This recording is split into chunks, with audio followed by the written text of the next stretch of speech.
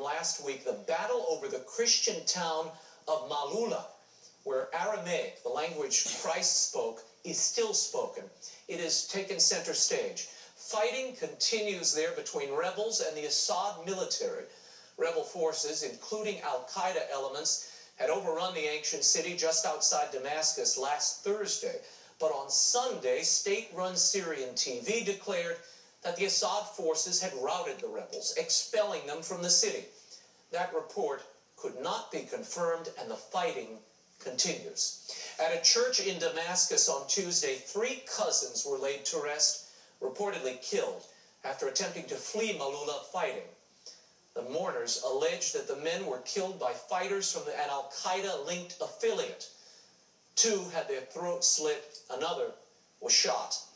Most of Malula's 2,000 Christians have already fled the region, but the rebel insurgents there have stoked fears that the defeat of the Assad regime will mark the end of a Christian presence in Syria. One mourner summed up the concerns of Christians both now and in the event of a rebel victory.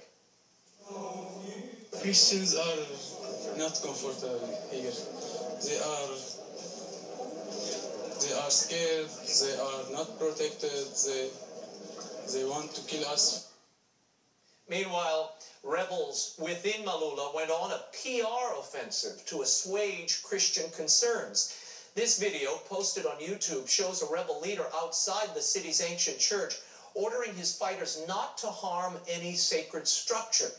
He continues proclaiming, "These people are our families.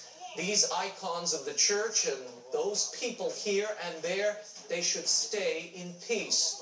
The Washington Post reported that over the weekend, the extremist rebels visited the last remaining Christians in Malula, 24 nuns in a convent caring for 24 orphans.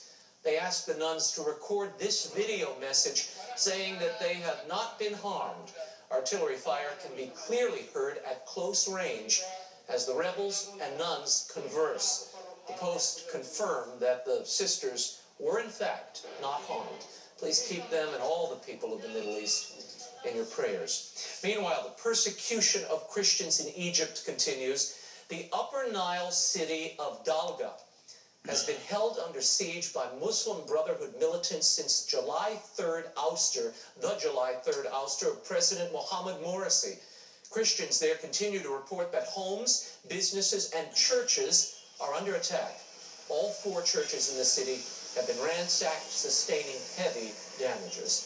Public masses were canceled for all of August. A mass was eventually held this past week. Just 25 people attended due to security concerns. And now, according to multiple reports, the city's 20,000 Christians are being ordered to pay the so-called submission tax, or the jizya. The tax applies to non-Muslims who refuse to convert to Islam. And halfway around the world, in southern Philippines, government troops are battling Muslim militants there as well. On Monday, an Islamist separatist group sieged the port town of Zamboanga. They killed 6, took hundreds of hostages, and forced the evacuation of another 15,000 people in the majority Christian city. A standoff has ensued as militants used hostages as human shields. The crisis has virtually paralyzed the city. Most flights and ferry services have been suspended. And I'm dubbing this next segment my cleanup